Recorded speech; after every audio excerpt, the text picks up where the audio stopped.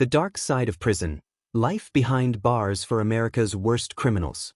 The door closes with a sound that isn't loud, but final. Steel meets steel. A pressure lock engages.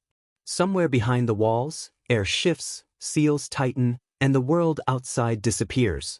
For the men held here, this sound replaces calendars, replaces seasons, replaces hope. It marks the beginning of a routine designed not to rehabilitate, but to contain. This is the dark side of prison in America. Not the version shown in courtroom dramas or crime shows, where sentences feel abstract and time moves conveniently. This is the version built for the country's worst criminals, the ones the state believes cannot be managed, cannot be trusted, and cannot be allowed to exist among others. Inside ADX Florence, mornings begin without sunlight. Cells are concrete boxes, poured as single units so nothing can be dismantled. The bed is concrete. The desk is concrete. The stool is concrete. Even the shower is part of the wall. The door is solid steel with a narrow slot, wide enough for food trays, narrow enough to remind you that conversation is optional. Inmates here spend up to 23 hours a day alone. Not alone in the poetic sense. Alone in the clinical sense. No touch. No shared meals. No casual noise. Human interaction reduced to commands and compliance. Voices filtered through doors. Faces seen through reinforced glass, if at all. This place wasn't built to break people quickly. It was built to break them slowly. The men sent here are not unknowns. Domestic terrors. Organized crime leaders. Serial killers whose names once dominated headlines. The state does not hide why they are here. It hides how they live.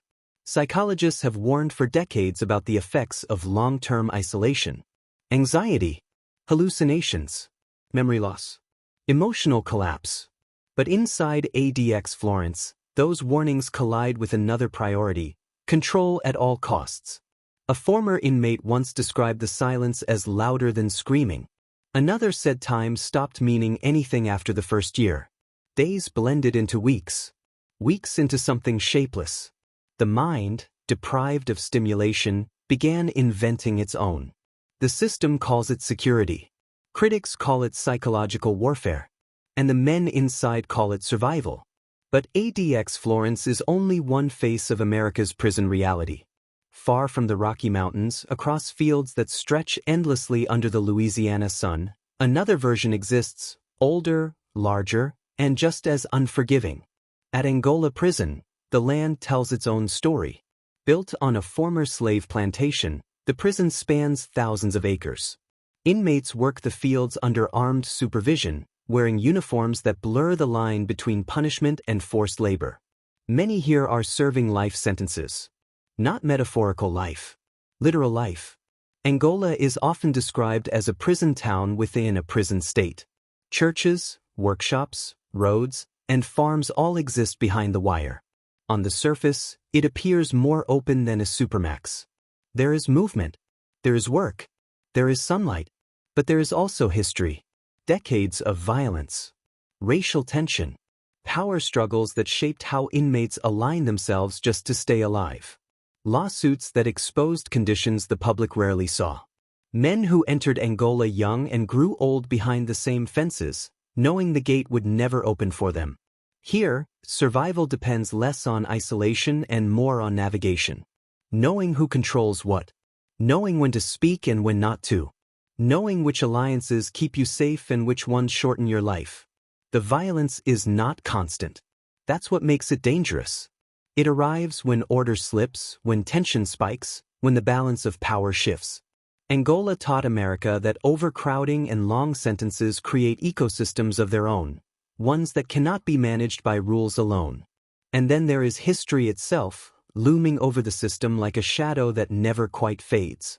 At Sing Sing, the walls have witnessed more than most institutions ever will. Executions. Overcrowding. Reform experiments. Failure. Change. Regression. Sing Sing once symbolized America's belief that punishment could be public and permanent. Electric chairs. Strict discipline. A system that measured justice by severity. Over time, it became a case study in how incarceration shapes society, and how society shapes incarceration. The lesson was never simple. Harsher punishment did not always mean safer communities. Longer sentences did not always mean justice. And prisons built to intimidate often produced something else entirely: resentment, trauma, and cycles that repeated long after release. What ties these places together, ADX Florence, Angola, Sing Sing, is not architecture or geography. It's philosophy. America built its toughest prisons on the belief that some people must be removed completely. Not corrected. Not rehabilitated. Removed. Isolated. Controlled until time itself becomes the sentence. Inside these facilities, days follow rigid schedules. Meals arrive through slots. Movement is choreographed. Silence is enforced. Obedience is currency. Mistakes are expensive. Inmates learn quickly that resistance is futile. Not because of violence, but because of structure. Every action has a consequence. Every deviation is documented. The system remembers everything, even when you try to forget yourself. But what the public rarely sees is how these environments shape the people inside them over decades. Isolation doesn't end when the cell door opens. It lingers. It rewires behavior. Men released after years in solitary struggle with crowds, with sound, with touch. Some cannot sleep without lights. Others cannot function without routines that no longer exist. The punishment doesn't stop at the gate. Correctional officers, too, feel the weight. Working inside these prisons means existing in a constant state of vigilance. Trust is minimized.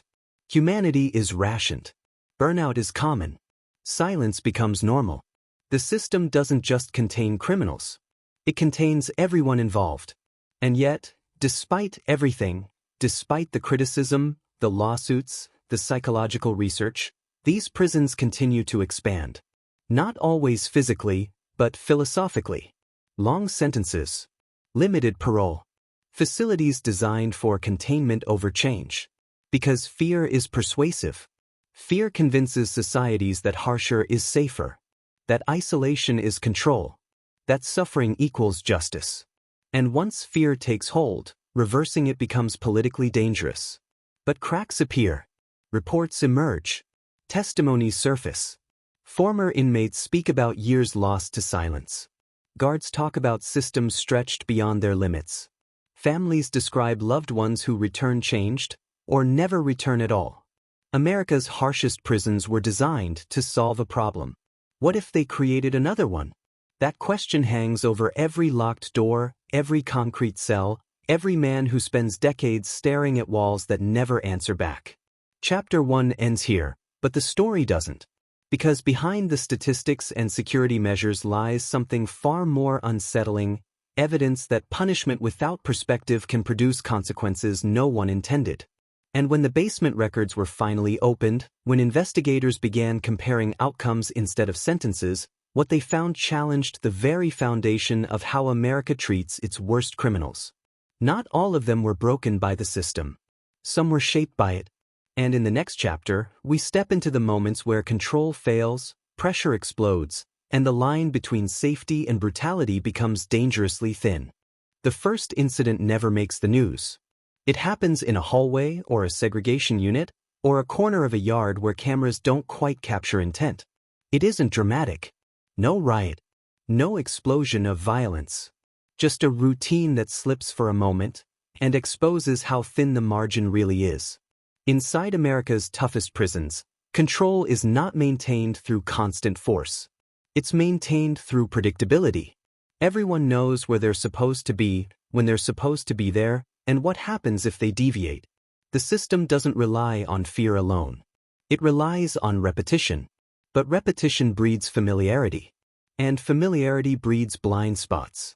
At facilities designed for the worst of the worst, administrators insist that nothing is left to chance. Every movement is tracked. Every interaction is recorded. Every inmate classified, reclassified, and monitored again. Yet even in environments built for total control, human systems fray under pressure. Especially over time. In supermax units, the danger isn't explosive violence, it's psychological collapse. Isolation doesn't create immediate chaos. It creates slow erosion. Men begin to withdraw further. Some stop speaking altogether. Others talk to themselves. Some fixate on routines with a precision that borders on compulsion. The system calls this compliance. Mental health professionals call it deterioration. When an inmate breaks psychologically, the response is rarely therapeutic. It's administrative. Increased restrictions. Fewer privileges. More isolation. The logic is circular. Instability is treated as defiance, and defiance is treated with more control. That loop doesn't de-escalate. It tightens. Correctional officers feel it first. A shift that should feel routine starts to feel heavy. The same inmate requests the same thing every day. Another stops responding to commands. Another reacts unpredictably to noise or light. Officers are trained to manage behavior, not heal minds. The result is distance. Distance protects staff. It also deepens the gap between authority and humanity. At larger maximum security prisons, the fracture appears differently. Angola-style facilities rely on structure through labor and hierarchy. Work assignments keep days moving. Alliances stabilize populations. Informal leaders maintain order where rules alone cannot. But those balances are fragile. When overcrowding increases, when resources thin, when rivalries shift, the ecosystem reacts. Violence doesn't erupt immediately. It simmers. Tension rises in subtle ways. Missed cues, broken routines, contested spaces. The warning signs are always there. They're just easier to ignore than to address. Administrators face impossible choices. Lock down a unit and risk backlash. Move inmates and risk escalation elsewhere. Ignore minor infractions and hope stability holds. Every decision trades one risk for another. And sometimes the wrong trade is made. What the public doesn't see is how often prisons operate in crisis management mode. Short staffing, aging infrastructure, mental health caseloads that exceed capacity. Facilities built decades ago now housing populations they were never designed to contain. The system stretches. And stretched systems snap unexpectedly. One of the most dangerous moments inside any prison is transfer. Moving inmates between facilities resets the balance completely. Alliances dissolve. New hierarchies form. Old reputations precede arrival, often distorted or exaggerated. An inmate who survived quietly in one facility may become a problem in another. A symbol of control in one place may be meaningless or offensive in the next. Transfers expose how artificial stability really is. They also expose how deeply prisons rely on informal inmate governance to maintain order.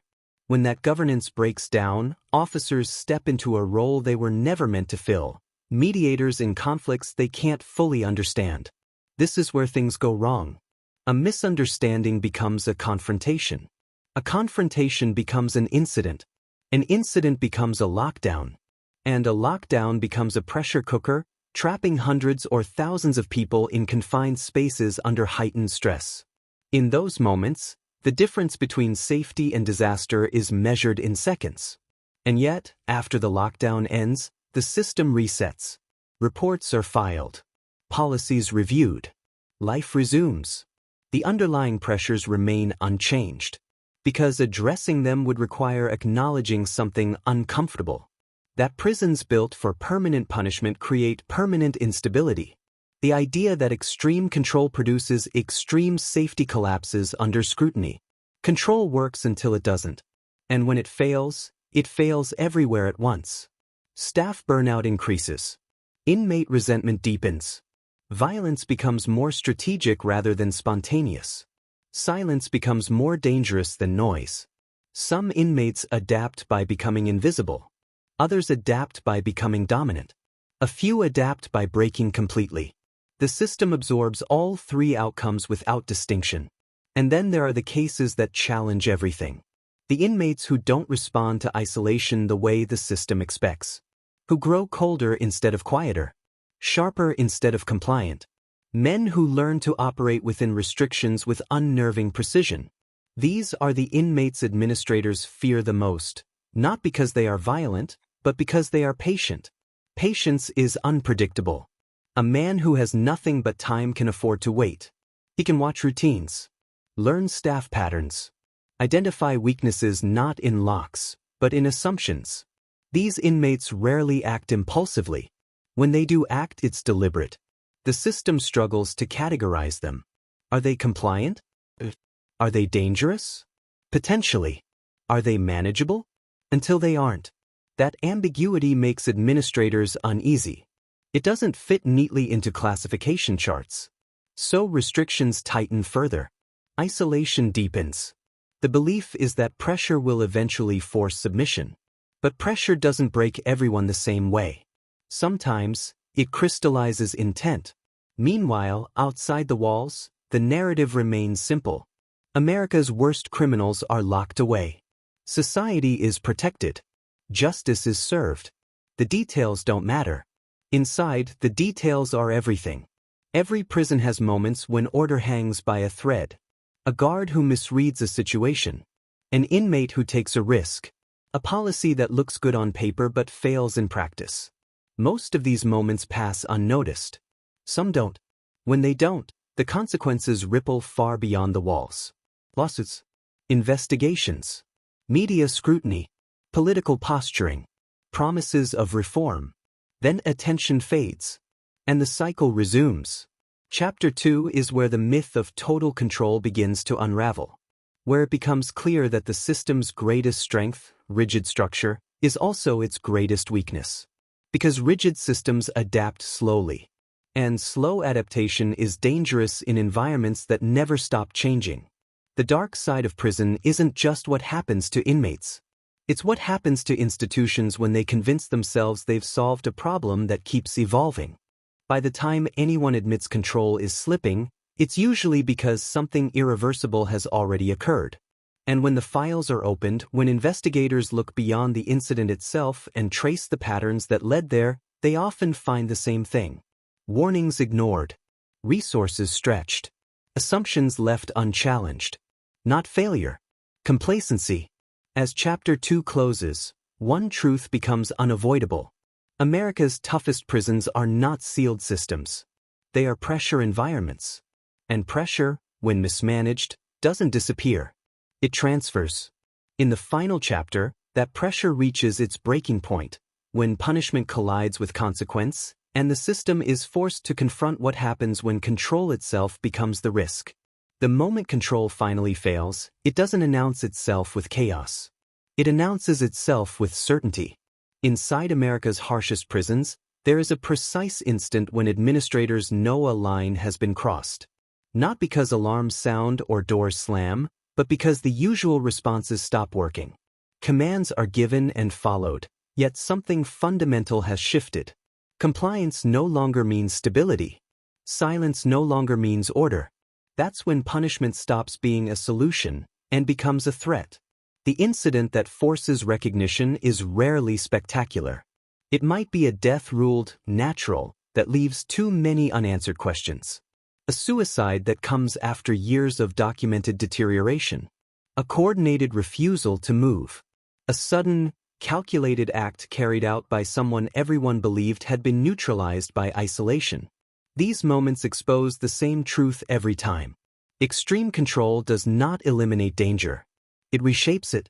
At supermax facilities, the assumption has always been that isolation neutralizes influence. Remove contact, remove coordination, remove power. But what years of observation quietly revealed was something more troubling. Isolation doesn't erase intent. It concentrates it. Men deprived of stimulation learn to operate internally. They rehearse. They plan in fragments. They map routines with the precision of engineers because there is nothing else to occupy the mind. For most, this results in withdrawal or collapse. For a few, it results in clarity. Those few become problems no system is designed to handle. They follow every rule. They never raise their voice. They file grievances with perfect timing. They wait. And when they act, it isn't out of rage. It's out of calculation. This is where the mythology of the worst begins to fracture. The idea that the most dangerous inmates are the loudest, most violent, most visibly unstable doesn't survive long-term observation. The truly destabilizing figures are often the ones who adapt too well. Because adaptation means learning the system better than the system expects. At large maximum security prisons, the fracture looks different but leads to the same conclusion. Angola-style institutions depend on managed hierarchies. Work assignments and routines provide structure, but they also create informal power centers. When those centers are disrupted by policy changes, transfers, or demographic shifts, the balance collapses. The state steps in with force. Force restores order temporarily. It also deepens resentment. Over time, prisons develop institutional memory. Staff rotate, administrators change, but the environment remembers. Every crackdown leaves residue. Every lockdown teaches inmates something about response times, thresholds, and tolerance. Nothing is wasted. This is the part of the system no one advertises. The men inside learn as much as the institution does. When investigations later analyze major incidents, assaults, coordinated disruptions, escapes, or long-term breakdowns, they often uncover the same pattern. The warning signs were present. The system responded with more restriction. The restriction intensified the very pressures that caused the problem. Punishment fed itself. Mental health experts have long argued that indefinite isolation creates symptoms indistinguishable from severe mental illness. Correctional officials acknowledge this quietly, but policy rarely reflects it. The cost of reversing course is political. Admitting that extreme punishment causes harm invites questions about accountability. So the system doubles down. Isolation is reframed as safety. Control as care. Silence as success. Until it isn't. The turning point often arrives when harm escapes the walls. Lawsuits expose internal practices. Federal investigations uncover patterns. Public reports document what insiders already knew. That prolonged isolation didn't just punish criminals. It manufactured instability. In some cases, the most controlled inmates emerged less manageable than before. In others, they never emerged at all. The irony is unavoidable. Prisons designed to eliminate risk end up creating a different kind of risk, one that is harder to predict, harder to measure, and harder to contain. Correctional officers feel this shift acutely. Many enter the profession believing in structure, order, and purpose. Over time, they encounter the limits of those ideals. They watch the same men cycle through increasingly restrictive conditions with diminishing returns. They see compliance hollowed out, replaced by something colder. Burnout follows. Distance becomes survival. And when staff distance themselves emotionally, the system loses one of its last stabilizers, human judgment. Everything becomes procedural. Decisions are made by policy, not context. When something goes wrong, no one individual feels responsible. The system did what it was designed to do. That defense appears in every report. But design is not destiny. As public awareness grows, the debate sharpens. Are these prisons necessary? Are they effective? Do they protect society, or simply hide problems out of sight? Supporters argue that the men held inside are too dangerous for any other setting. Critics counter that the conditions ensure they remain dangerous forever. Both sides are partially right. The uncomfortable truth is that the system has optimized for containment, not outcome.